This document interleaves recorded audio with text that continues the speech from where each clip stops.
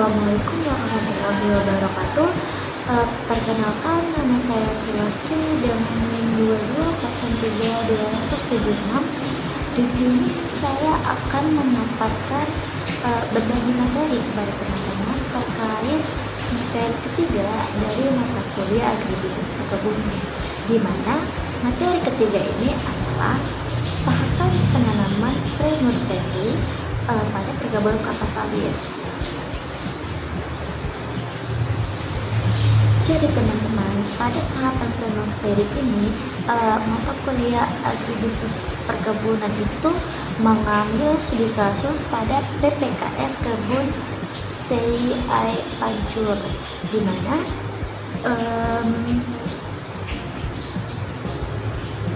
proses pembibitan kelapa sawit pada proses pre-nursery di PPKS Kebun CI Pancur di Kecamatan Tanjung Muara dilakukan selama 0 sampai 3 bulan dengan menggunakan polybag yang berukuran kecil atau biasa disebut dengan baby bag.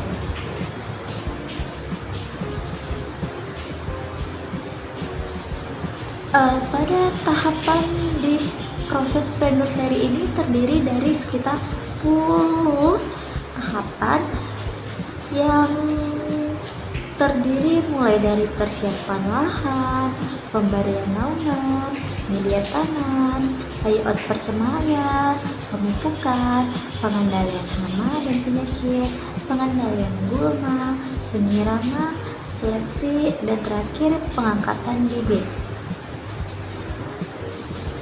Baik, mari kita mulai membahas satu persatu setiap tahapannya pada proses pre-nursery ini.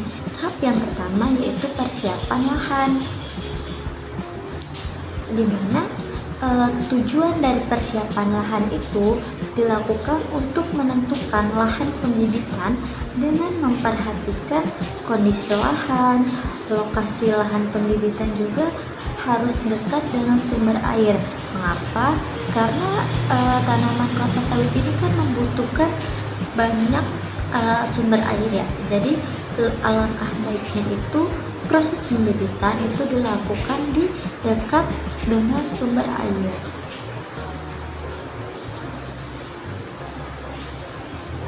Kemudian boleh juga dilakukan, bukan boleh sih teman-teman, lebih ke harus.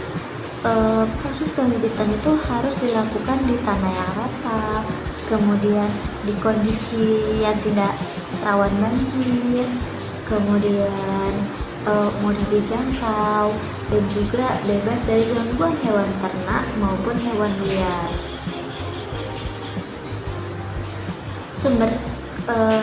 Mengapa hal itu perlu? Karena agar proses pembibitan itu berjalan lancar, seperti kalau harus dekat dengan sumber air, sebagaimana yang kita ketahui kalau tanaman kelapa sawit itu membutuhkan banyak air gitu kan teman-teman. Kemudian kalau di tanah yang rata, biar supaya proses pembibitan itu berjalan lancar, karena kalau dia di tanah yang rata, dia tetap utuh pada tempatnya, tidak berpindah-pindah seperti itu, tidak mereng, tidak hancur kayak gitu. Itulah makanya perlu pembibitan proses pre-nursery ini di lahan yang rata. Kemudian tidak rawan banjir, maksudnya itu kayak, karena kalau kita melakukan pembibitan pre-nursery itu di rawan banjir, otomatis proses pembibitan tersebut gagal karena dia terendam banjir seperti itu. Kemudian dapat dijangkau itu maksudnya kayak apa ya teman-teman? Dapat dijangkau itu seperti tidak jauh dan dapat dijangkau itu ya, supaya kita tuh gampang dalam proses pemantauan segala proses pre-nursery-nya gitu. Makanya diletakkan di tempat yang mudah dijangkau, dekat gitu. Kemudian kalau terhindar dari hewan ternak dan hewan liar, itu tujuannya biar supaya proses pembibitannya itu berjalan lancar. Karena kalau terdapat ditanam di area yang rawan, yang banyak hewan ternak dan hewan liar, itu bisa saja kan terjadi kayak bibitnya itu dimakan oleh hewannya kayak gitu, sehingga terjadi kegagalan pada proses pembibitannya. Selanjutnya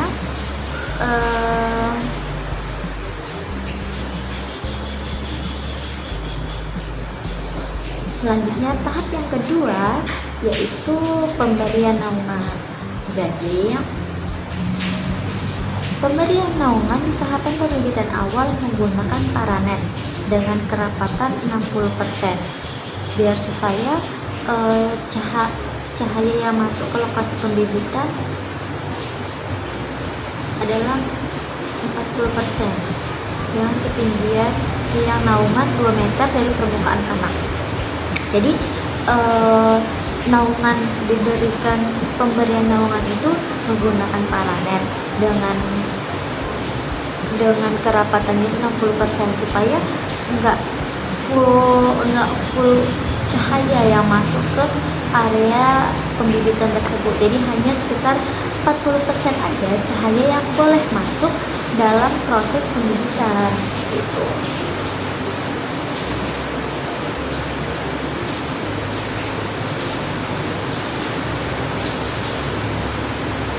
Jadi pemberian naungan itu tujuannya untuk mengatur presentase penerimaan cahaya sesuai dengan pertumbuhan tanaman. Jadi naungan yang relatif rapat itu dapat menciptakan kondisi iklim mikro yang cenderung terjaga dengan baik gitu.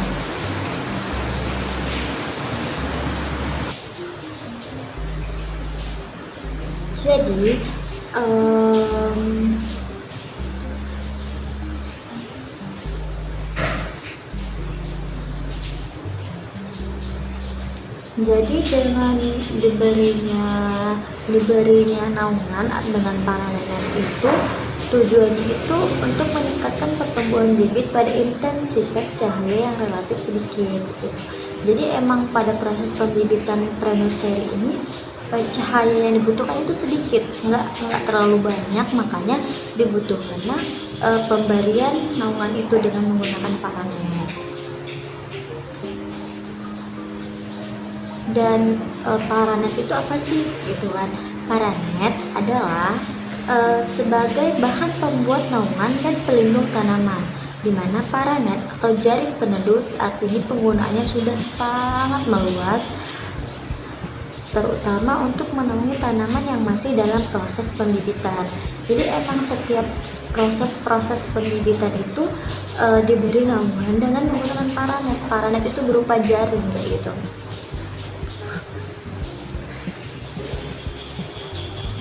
Jadi paranet itu dapat dibedakan menurut tingkat kerapatannya mulai dari 20% sampai dengan 80%. Pada paranet dengan kerapatan 80% itu mampu menghalangi sinar matahari sekitar 80%, sehingga yang masuk ke lahan hanya 20% saja. Sedangkan pada proses pre-nursery ini menggunakan paranet sebesar 60%, dan supaya cahaya yang masuk itu hanya 40% seperti itu. Jadi dia tidak membutuhkan terlalu banyak cahaya, tapi butuh di tengah-tengah dia. Jadi butuhnya itu 40% cahaya dalam proses pembibitan. Selanjutnya kita memasuki tahap ketiga pada proses pre-nursery, di mana tahap ketiga itu adalah media tanam. Apa sih media tanam itu, teman-teman? Sebelumnya kita membahas lebih dahulu nih media tanam. Jadi teman-teman, media tanam itu adalah sebuah wadah atau tempat yang digunakan untuk menumbuhkan tanaman, tempat akar atau bakal akar akan tumbuh dan berkembang. Jadi media tanam itu adalah tempat atau wadah untuk proses pertumbuhannya gitu. Jadi media tanam itu tentu saja perlu pada proses pembibitan pre-nursery ini. Jadi pada tahap media tanam ini digunakan oleh PPKS Kebun Sei Aek Pancur, yaitu baby bag dengan ukuran 22 dikali 14 cm dengan tebalnya itu 0,07 mm. Kemudian tanah yang digunakan itu adalah tanah lapisan atas. Tanah lapisan atas atau topsoil yang gembur, subur, bersih dari potongan-potongan kayu dan banyak mengandung bahan organik dengan kelembapan tanah yang relatif sekitar 75 sampai dengan 80%.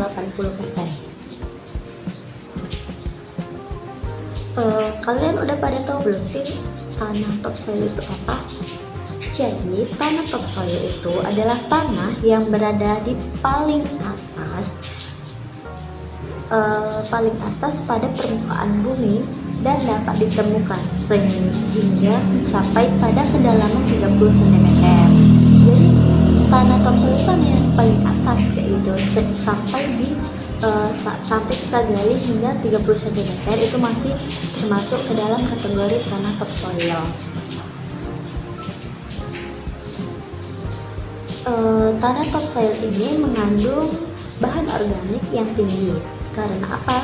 Karena proses pelapukan bahan-bahan organik seperti dedaunan ataupun ranting-ranting kayu yang telah membusuk itu, dari situlah tanah topsoil ini mengandung bahan organik. Karena kan tadi ada daun-daunan dan juga ranting kayu yang telah membusuk. Terus manfaat dari tanah topsoil ini apa sih gitu kan? Jadi manfaat dari tanah topsoil ini adalah untuk dapat memperbaiki struktur tanah dan struktur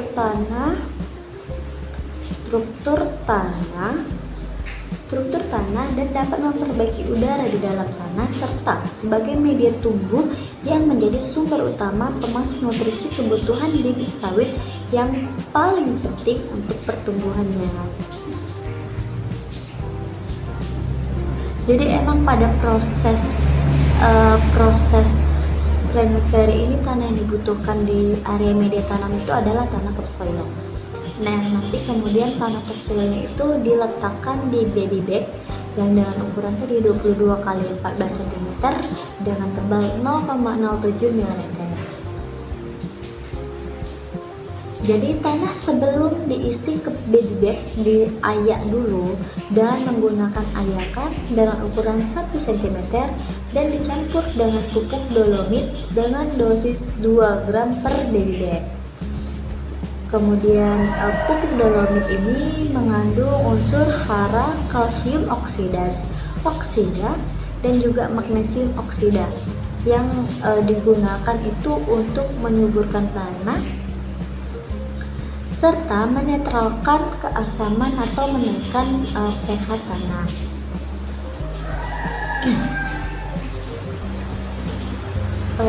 Pada pH tanah tersebut, bibit kelapa sawit yang cocok dibudidayakan pada pH tanah 5,5 sampai 7,0.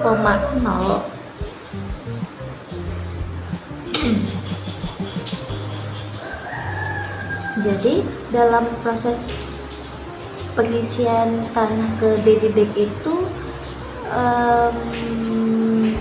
harus diisi sampai ketinggian mencapai 2 cm dari bawah bibir baby bag. Jadi pada saat menanam kecambah ke dalam baby bag harus diperhatikan terlebih dahulu pluma. Pluma itu bakal batang yang berwarna kekuning-kuningan dan radikula yaitu bakal akar berwarna keputih-putihan. Jadi ciri-ciri yang normal pada kecambah yaitu radikulanya itu lebih tinggi dari plumula. Radikula dan plumula tumbuh harus lurus serta berlawanan arah. Panjang maksimum radikula adalah 5 cm dan plumula adalah 3 cm. Di mana kecambah ditanam dengan plumula menghadap ke atas dan radikula ke bawah sedalam 2 sampai 3 cm.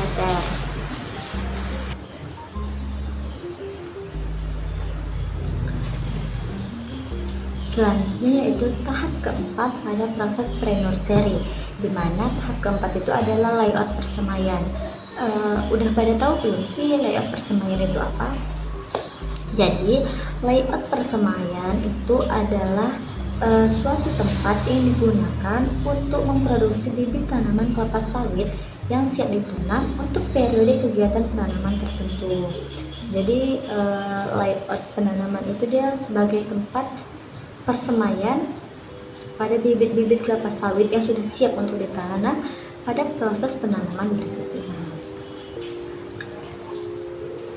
Jadi bibit berisi tanah kemudian disusun rapat dan rapi membentuk bedengan dengan ukuran 12 kantong melebar. Lebarnya itu sekitar lebar 12 kantong ini bertujuan untuk memudahkan perawatan dan juga pengendalian gulma dalam proses pre-nursery. Karena panjang rata-rata tangan orang dewasa di Indonesia itu kan hanya sekitar 6 kantong kan, 6 kantong baby bag dari setiap sisinya, dan panjangnya tergantung kepada jumlah bibit per nomor kelompok kategori. Jadi pinggir bedengan itu diberi palang kayu atau disemen agar baby bag itu tidak tumbang gitu. Itu untuk menjaga keamanan posisi dari baby bag. Jadi antara bedengan yang disediakan jalan kontrol sekitar 50 cm memanjang sepanjang persemaian. Setiap bedengan dilengkapi dengan papan nama yang berisi jenis tanaman, jumlah, dan juga tanggal persemaiannya. Jadi kegiatan persemaian ini tuh meliputi banyak sekali prosesnya. Ada proses penyiraman, perumputan, pemupukan, pemberantasan hama, dan juga penyakit. Jadi tujuannya itu untuk apa? Agar bibit kelapa sawit itu berhasil sampai masuk ke sampai menjadi bibit yang siap tanam di lapangan seperti itu. Kemudian tahap yang ke-5 itu adalah pemupukan. Jadi pada proses pre-nursery ini perlu dilakukan tahapan pemupukan. Tujuannya itu untuk memberi nutrisi kepada bibit kelapa sawit ini. Jadi pemupukan itu dilakukan pada periode umur bibit sekitar 1-3 bulan. Pemupukan dilakukan pada saat bibit berumur 4 minggu setelah ditanam, yaitu ketika bibit memiliki satu helai daun berwarna hijau tua. Jadi cara menandai bibit yang harus diberi pupuk itu pada minggu keempat dan ditandai dengan adanya satu helai daun berwarna hijau tua.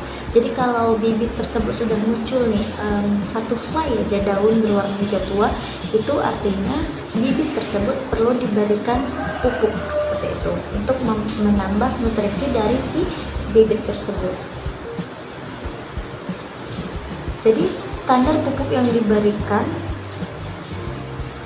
jadi tentu saja pada PPKS Kebun Sei Aik Pancur ini, pada proses penurserynya itu dia memiliki standar pupuknya tersendiri kayak gitu kan, agar proses dari pre-nursery ini berjalan sesuai dengan yang diharapkan. Jadi terdapat standar pupuknya itu ialah pupuk area dan pupuk NPKM dengan perbandingan 15 dikurang 16 dikurang 6 dikurang 4. Jadi nitrogen itu 15%, P-nya itu 15%, kaliumnya itu 6%, dan magnesiumnya itu 4%. Jadi tentu saja memiliki peran yang penting. Untuk apa?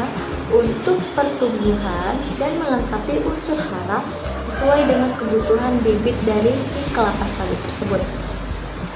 Jadi kandungan unsur hara yang terkandung di dalam NPKMG dan urea itu ada terbagi lagi, yaitu N itu adalah nitrogen, Jadi nitrogen ini sangat berguna dalam melakukan percepatan terhadap pertumbuhan dari tunas tanaman, sehingga banyak diperlukan dalam tahap pembibitan.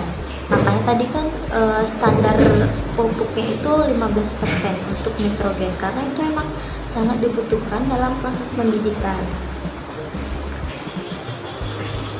Sehingga pertumbuhan daun yang terjadi dalam fase vegetatif juga membutuhkan asupan unsur hara nitrogen ini gitu.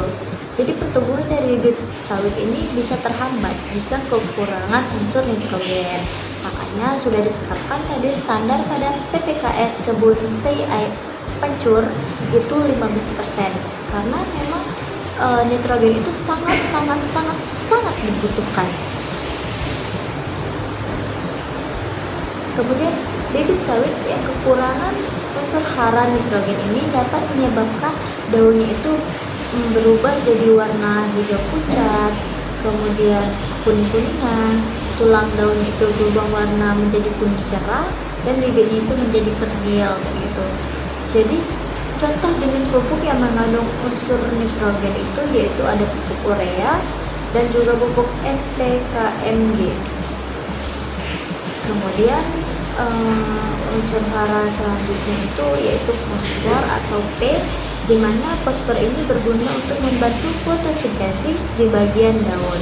Jadi bibit sawit yang kekurangan unsur hara si fosfor ini dapat mengakibatkan tanda-tanda seperti bintik kuning di bagian daun itu biasanya terus menyebar hingga menyatu, bahkan bisa membuat seluruh bagian daun menjadi orange. Jadi cara menandai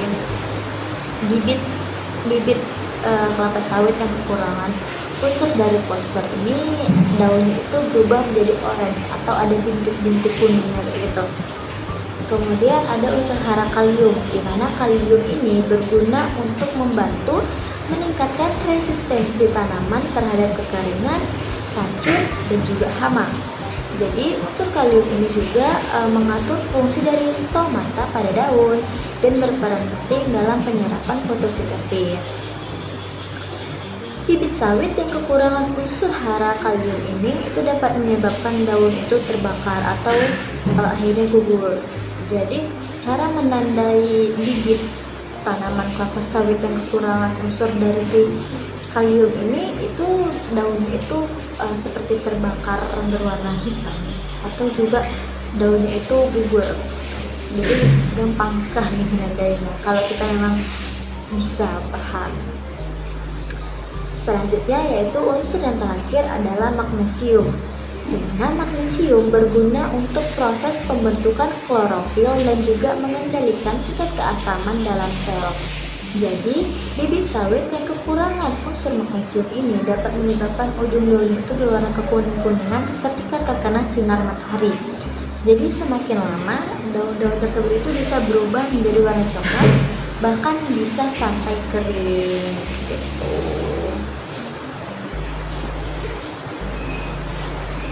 Cara aplikasi pupuk itu selalu dalam bentuk cairan dengan cara menyiram larutan pupuk ke tanah dalam kantong.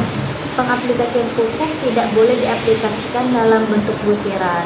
Jadi pupuknya itu harus dicairkan terlebih dahulu, nggak boleh dalam bentuk bulat-bulat gitu loh, butir-butir gitu kan. Karena kenapa? Karena itu dapat menyebabkan kerugian dengan efek kontak yang cepat bakar pada tanaman tersebut.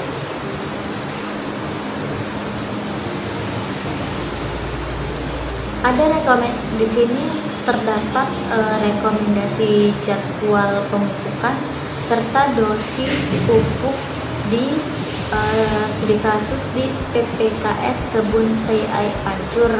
Itu nih ya, kita jelaskan sedikit. Ini ada pembagiannya. Itu pada minggu setelah tanam itu minggu ke-1 itu disiram dengan menggunakan air 1 liter, kemudian minggu kedua itu juga disiram 1 liter sampai ke minggu ke-3. Kemudian pada minggu ke-4 itu kan mulai dilakukan pemupukan ya, itu dengan cara disiram juga dengan takaran urea itu 50% dengan air 20 liter.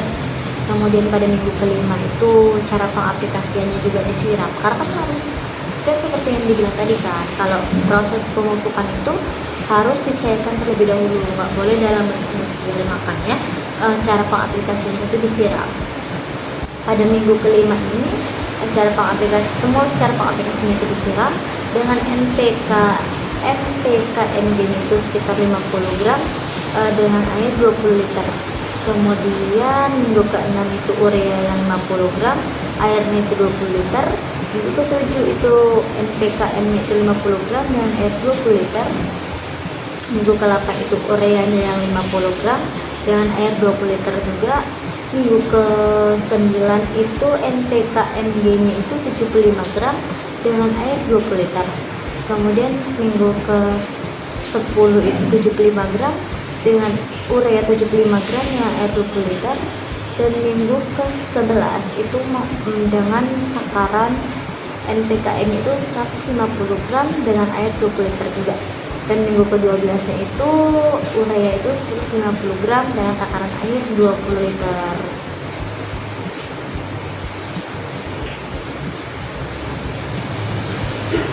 Jadi intinya itu pada minggu setelah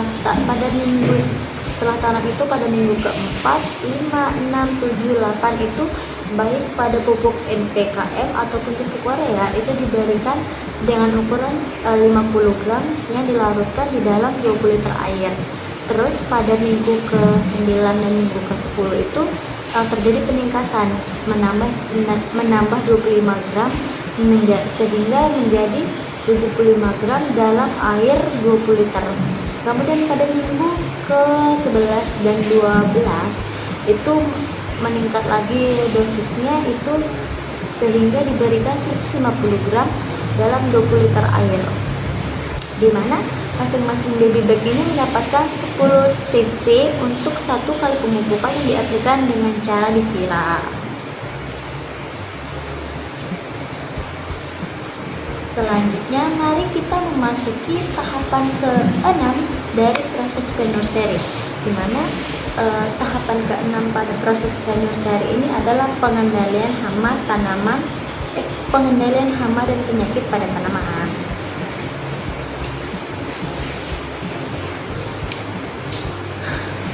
Di mana pengendalian hama dan penyakit pada proses pre-nursery ini dilakukan setiap 1 minggu sekali dengan menggunakan insektisida atau fungisida. Insektisida itu untuk membunuh serangga dan fungisida ini untuk membunuh jamur. Jadi insektisida yang digunakan pada PPKS air pancur itu menggunakan merek dagang Santador yang fungsinya itu untuk membasmi hama atau serangga. Biasanya hama yang menyerang pada bibit pre-nursery itu adalah belalang, orchites, dan juga ulat kantong jenis Mahasena chordepi. Sedangkan fungisida yang digunakan pada PPKS kebun air pancur ini adalah merek dagang Amistartop dan Skor 250 yang fungsinya itu untuk membasmi jamur. Jadi ada jamur yang menyerang pada proses pre-nursery adalah bercak pada daun, cuma bercak pada daun aja. Kemudian dosis yang diberikan baik pada insektisida dan fungisida itu dengan merek dagang Santador, Amistrotop dan Skore 250 EC diberikan sebanyak 100 cc dalam 15 liter air, di mana masing-masing baby bag mendapatkan 2 cc untuk satu kali pengendalian hama dan penyakit yang diaplikasikan dengan cara disemprot. Berarti mereka tetap dicairkan dulu, kemudian cara pengaplikasian itu disemprot biar supaya tidak terlalu banyak pada proses pemberian pengendaliannya, pemberian itulah insektisida dan fungisida.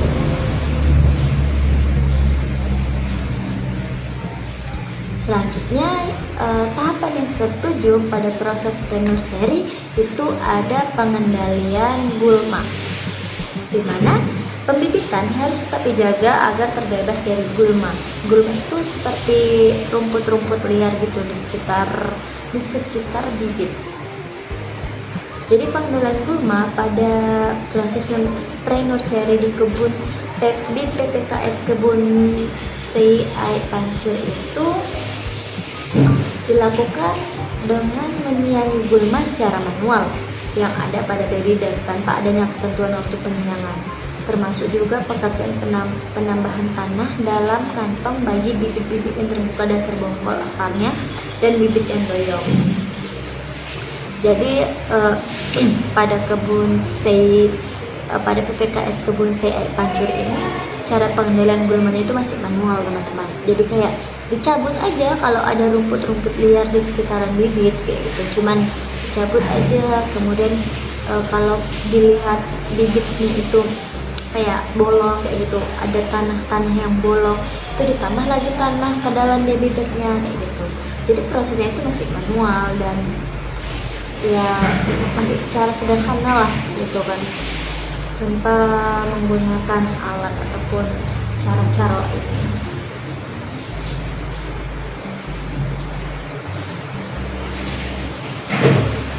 Selanjutnya yaitu tahapan ke-8, yaitu adalah penyiraman, di mana penyiraman di proses pre-nursery ini dilakukan 2 kali sehari, yaitu pada pagi dan juga sore hari, dengan volume airnya itu 1 liter per baby bed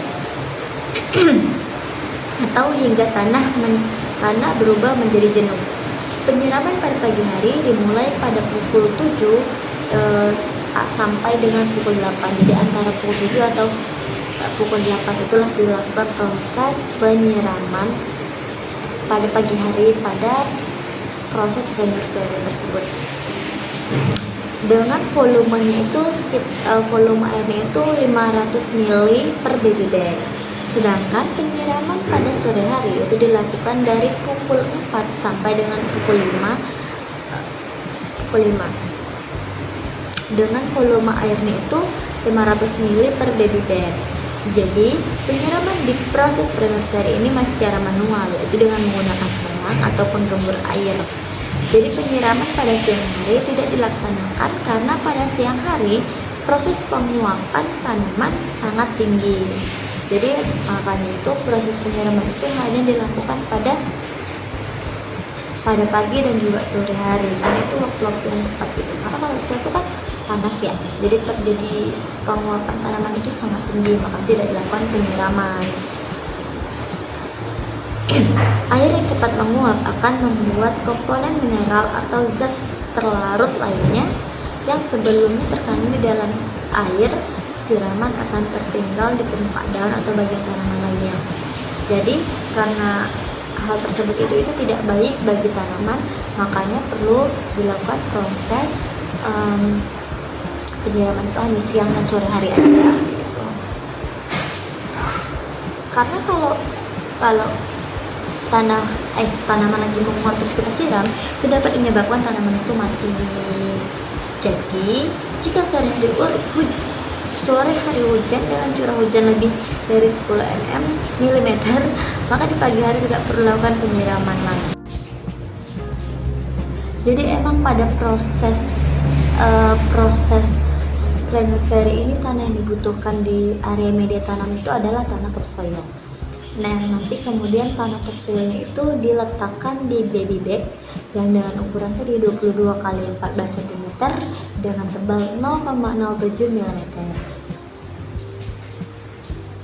Jadi tanah sebelum diisi ke baby bag diayak dulu dan menggunakan ayakan dengan ukuran 1 cm dan dicampur dengan pupuk dolomit dengan dosis 2 gram per baby bag. Kemudian pupuk dolomit ini mengandung unsur hara, kalsium oksida dan juga magnesium oksida yang digunakan itu untuk menyuburkan tanah serta menetralkan keasaman atau menaikkan pH tanah.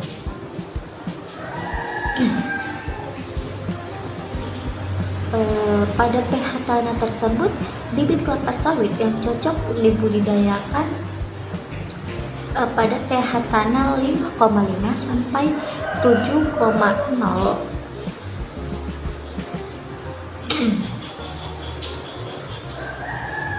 Jadi dalam proses pengisian tanah ke baby bag itu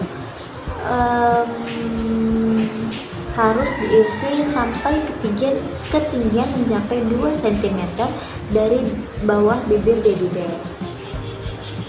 Jadi pada saat menanam kecambah ke dalam baby bag harus diperhatikan terlebih dahulu pluma. Pluma itu bakal batang yang berwarna kekuning-kuningan, dan radikula yaitu bakal akar berwarna keputih-putihan. Jadi ciri-ciri yang normal pada kecambah yaitu radikulanya itu lebih tinggi dari plumula. Radikula dan plumula tumbuh harus lurus serta berlawanan arah. Panjang maksimum radikula adalah 5 cm dan plumula adalah 3 cm. Di mana kecambah ditanam dalam plumula menghadap ke atas dan radikula ke bawah sedalam 2 sampai 3 cm.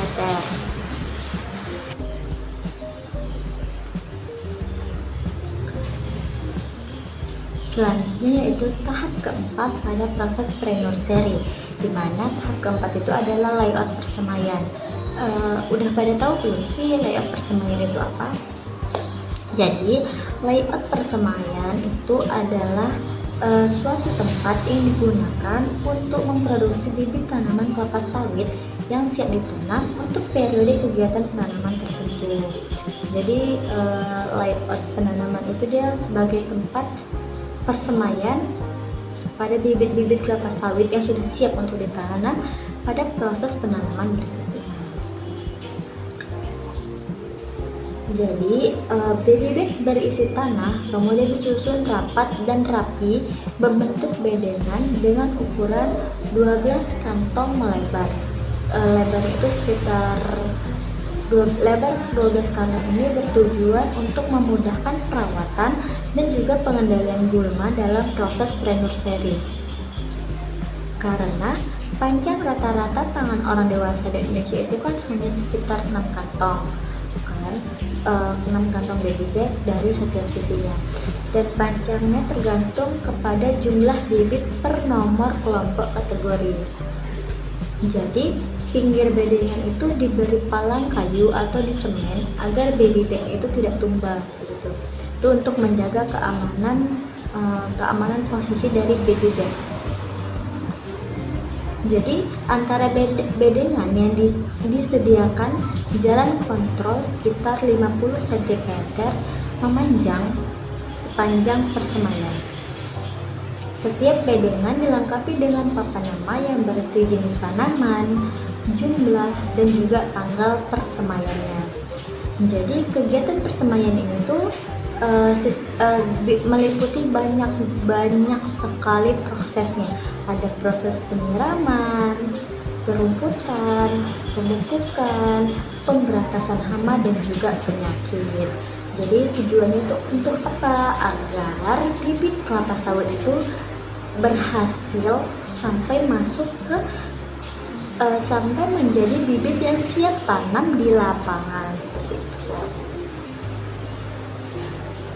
Kemudian tahap yang ke-5 itu adalah pemupukan. Jadi pada proses pre-nursery ini perlu dilakukan tahapan pemupukan. Tujuannya itu untuk memberi nutrisi kepada bibit kelapa sawit ini. Jadi pemupukan itu dilakukan pada periode umur bibit sekitar 1-3 bulan. Pemupukan dilakukan pada saat bibit berumur 4 minggu setelah ditanam, yaitu ketika bibit memiliki satu helai daun berwarna hijau tua.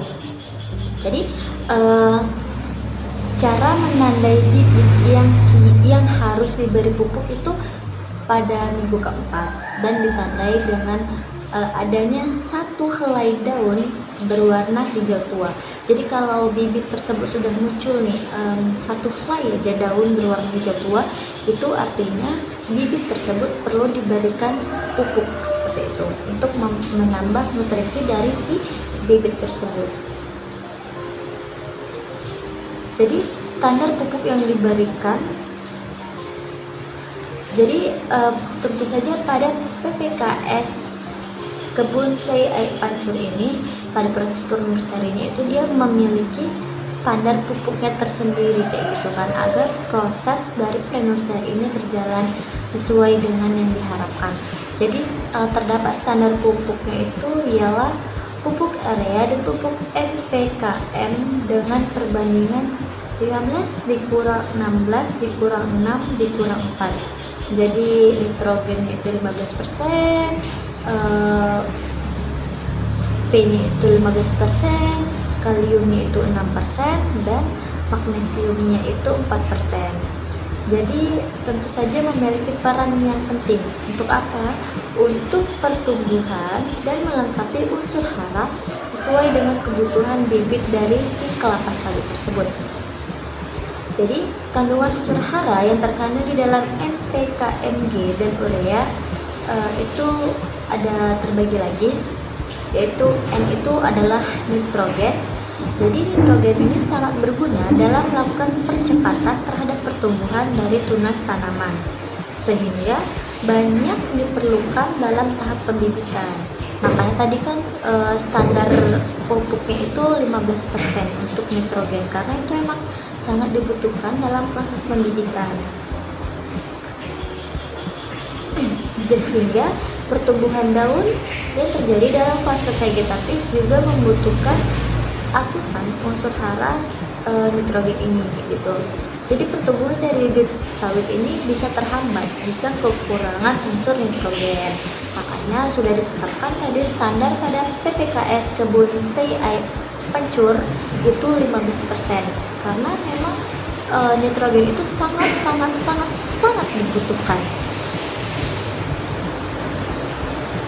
Kemudian bibit sawit yang kekurangan unsur hara nitrogen ini dapat menyebabkan daunnya itu berubah jadi warna hijau pucat, kemudian kuning-kuningan, tulang daun itu berubah warna menjadi kuning cerah, dan bibitnya itu menjadi kerdil kayak gitu.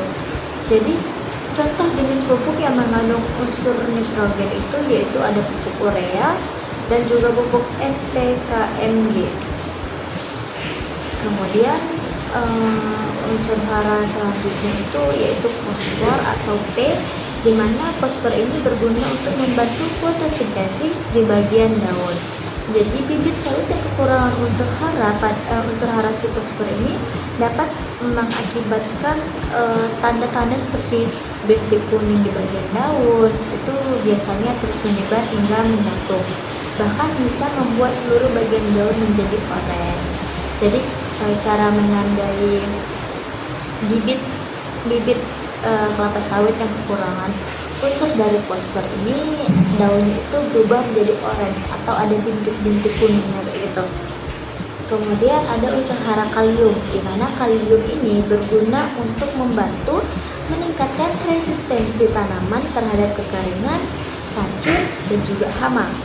Jadi unsur kalium ini juga mengatur fungsi dari stomata pada daun dan berperan penting dalam penyerapan fotosintesis. Bibit sawit yang kekurangan unsur hara kalium ini itu dapat menyebabkan daun itu terbakar atau akhirnya gugur. Jadi cara menandai bibit tanaman kelapa sawit yang kekurangan unsur dari si kalium ini, itu daunnya itu seperti terbakar berwarna hitam, atau juga daunnya itu gugur.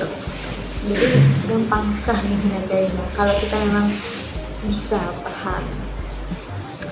Selanjutnya yaitu unsur yang terakhir adalah magnesium, di mana magnesium berguna untuk proses pembentukan klorofil dan juga mengendalikan tingkat keasaman dalam sel. Jadi bibit sawit yang kekurangan unsur magnesium ini dapat menyebabkan ujung daunnya itu berwarna kekuning-kuningan ketika terkena sinar matahari. Jadi semakin lama daun-daun tersebut itu bisa berubah menjadi warna coklat, bahkan bisa sampai kering gitu.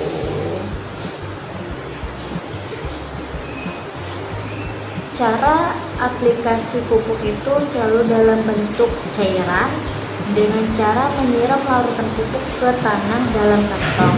Pengaplikasian pupuk tidak boleh diaplikasikan dalam bentuk butiran. Jadi pupuknya itu harus dicairkan terlebih dahulu, nggak boleh dalam bentuk bulat-bulat gitu loh, butir-butir gitu kan. Kenapa? Karena itu dapat menyebabkan kerugian dengan efek kontak yang seperti bakar pada tanaman tersebut.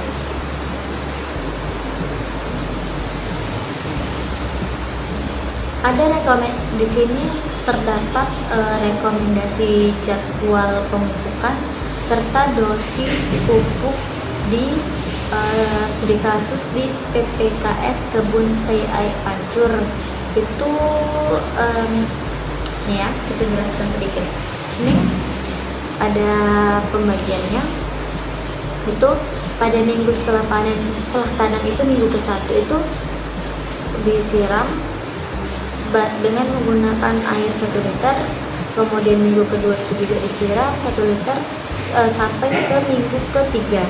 Kemudian pada minggu ke-4 itu kan mulai dilakukan pemupukan ya, itu dengan cara disiram juga dengan takaran urea itu 50% dengan air 20 liter.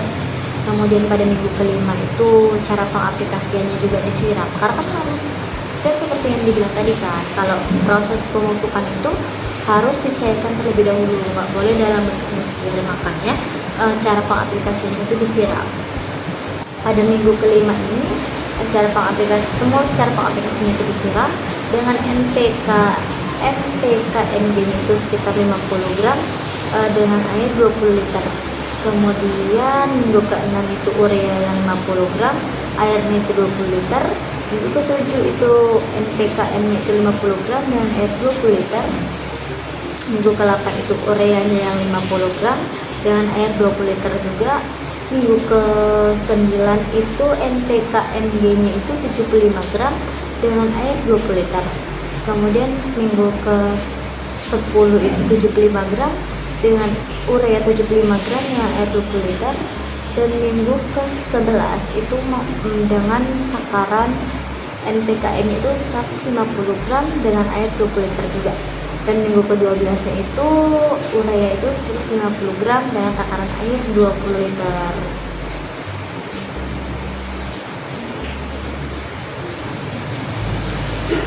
Jadi intinya itu pada minggu setelah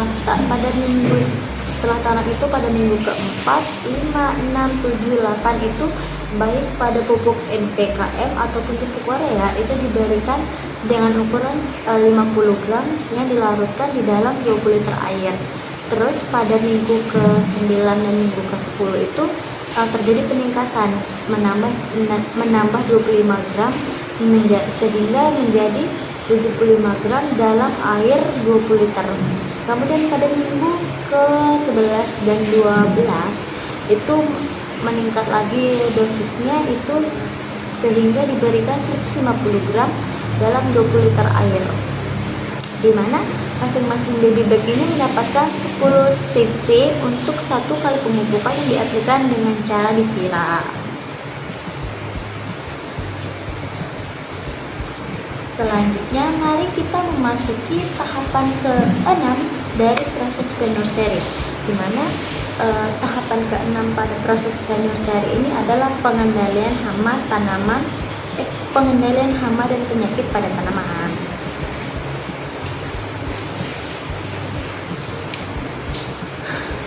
Di mana pengendalian hama dan penyakit pada proses pre-nursery ini dilakukan setiap 1 minggu sekali dengan menggunakan insektisida atau fungisida. Insektisida itu untuk membunuh serangga dan fungisida ini untuk membunuh jamur. Jadi insektisida yang digunakan pada PPKS Sei Pancur itu menggunakan merek Sanpador yang fungsinya itu untuk membasmi hama atau serangga. Biasanya hama yang menyerang pada bibit pre-nursery itu adalah belalang, orchites, dan juga ulat kantong jenis Mahasena Corbedi.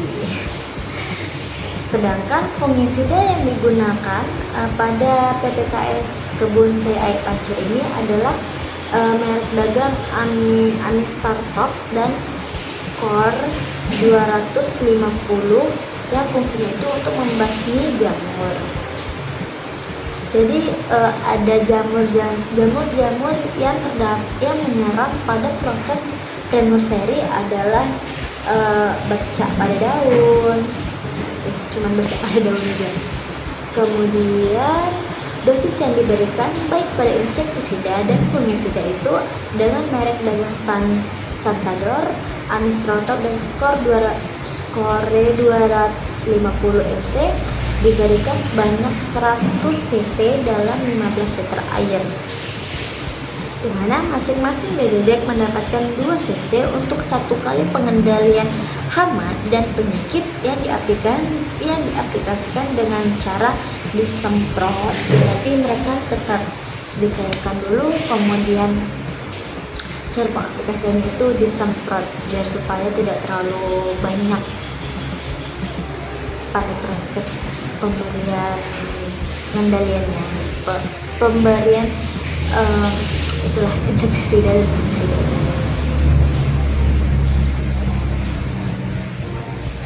Selanjutnya tahapan yang ketujuh pada proses prenurseri itu ada pengendalian gulma, di mana pembibitan harus tetap dijaga agar terbebas dari gulma.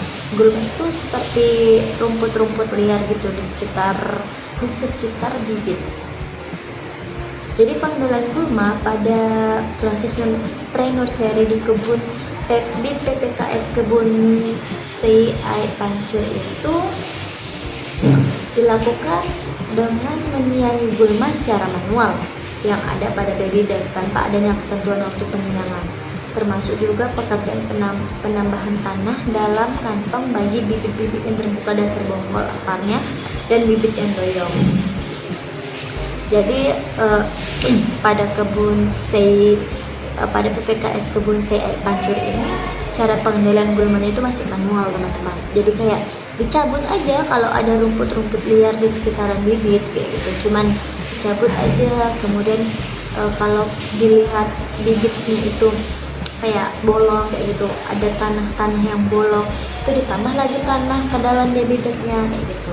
Jadi prosesnya itu masih manual dan ya masih secara sederhana lah gitu kan, tanpa menggunakan alat ataupun cara-cara ini.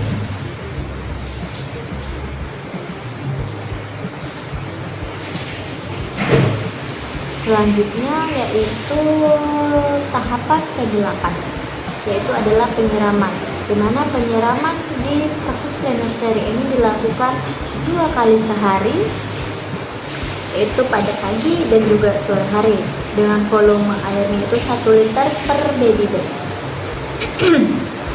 atau hingga tanah berubah menjadi jenuh. Penyiraman pada pagi hari dimulai pada pukul 7 sampai dengan pukul 8. Jadi antara pukul 7 atau pukul 8 itulah dilakukan proses penyiraman pada pagi hari pada proses prenurseri tersebut. Dengan volumenya itu volume airnya itu 500 ml per baby bag. Sedangkan penyiraman pada sore hari itu dilakukan dari pukul 4 sampai dengan pukul 5 dengan volume airnya itu 500 ml per baby bag. Jadi penyiraman di proses prenurseri ini masih secara manual, yaitu dengan menggunakan selang ataupun gembur air. Jadi penyiraman pada siang hari tidak dilaksanakan karena pada siang hari proses penguapan tanaman sangat tinggi. Jadi makanya itu proses penyiraman itu hanya dilakukan pada pagi dan juga sore hari, karena itu waktu-waktu yang tepat gitu. Karena kalau siang itu kan panas ya, jadi terjadi penguapan tanaman itu sangat tinggi, maka tidak dilakukan penyiraman. Air yang cepat menguap akan membuat komponen mineral atau zat terlarut lainnya yang sebelumnya terkandung di dalam air siraman akan tertinggal di permukaan daun atau bagian tanaman lainnya. Jadi karena hal tersebut itu tidak baik bagi tanaman, makanya perlu dilakukan proses penyiraman itu hanya siang dan sore hari aja. Karena kalau tanaman lagi menguap terus kita siram, itu dapat menyebabkan tanaman itu mati. Jadi jika sore hari hujan dengan curah hujan lebih dari 10 mm, maka di pagi hari tidak perlu lakukan penyiraman lagi. Jadi besok paginya itu udah nggak usah dilakukan penyiraman lagi kayak gitu. Kemudian kita memasuki tahapan yang ke-9, yaitu tahap seleksi pada proses prenursery, di mana tahap seleksi bibit ini dimaksud untuk mengidentifikasi dan mengeliminasi bibit yang abnormal ataupun bibit yang terkena penyakit, dan mempertahankan bibit yang benar-benar sehat, normal, dan bermutu baik. Jadi untuk bibit-bibit yang sekiranya sudah sakit, tidak bermutu baik, itu langsung diseleksi kayak gitu, karena tentu bibit-bibit yang seperti itu adalah bentuk bibit yang tidak siap untuk ditanam di lapangan. Dimana seleksi di prenursery ini dilakukan dengan 2 tahap, yaitu tahap yang pertama sekitar umur 6-8 minggu dilakukan seleksi bibit abnormal seperti 2 bibit yang tumbuh dalam 1 polybag dan bibit yang terkena penyakit seperti bercat coklat pada daun dan penuh dengan strip kuning atau chimera. Kemudian di tahap 2 ini sebelum dipindahkan ke polybag, yaitu sekitar umur 3 bulan, dilakukan dulu seleksi bibit abnormal seperti bibit kerdil, itu bibit tanaman yang mengalami pertumbuhan lebih rendah atau lebih pendek dari standar usianya. Kemudian bibit tegak, itu biasanya bibit jantan. Kemudian 2 bibit yang tumbuh dalam 1 baby bag dan bibit yang terkena penyakit seperti bercat coklat pada daun dan daun dengan strip kuning. Jadi hasil seleksi bibit yang abnormal akan dimusnahkan kecuali bibit yang tumbuh dalam 1 baby bag.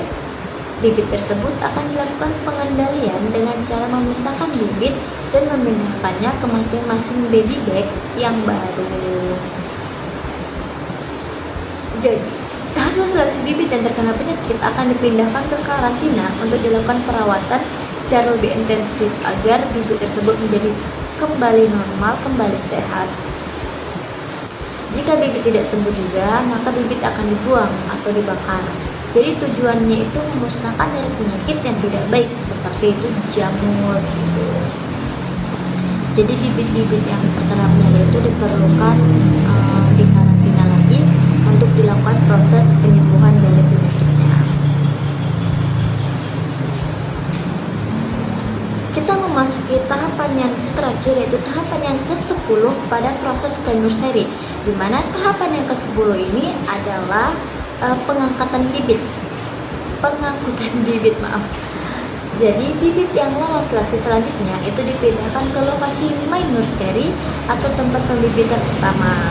Jadi pengangkatan bibit prenursery ini menggunakan mobil pick up dengan merek L300 yang bisa memuat 200-250 bibit sekali angkut.